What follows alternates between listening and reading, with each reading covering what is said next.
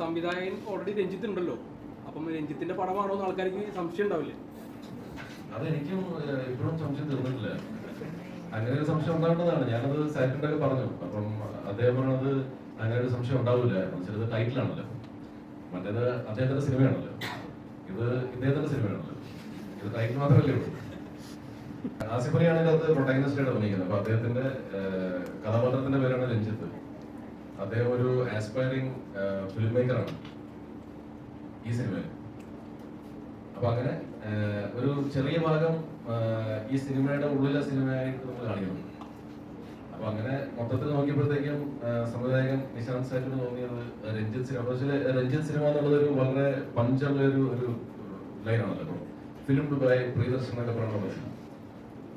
അപ്പൊ ക്യാരക്ടറിന്റെ പേര് ആവശ്യമായിട്ട് രഞ്ജിത്ത് ആയപ്പോഴത്തേക്കും പിന്നെ ടൈറ്റിൽ പിന്നെ അങ്ങനെയല്ല, അതെല്ലാം സ്മോൾ ലെറ്റേഴ്സ് രഞ്ജിത്ത് സിനിമ എന്ന് എഴുതി കാണിക്കും.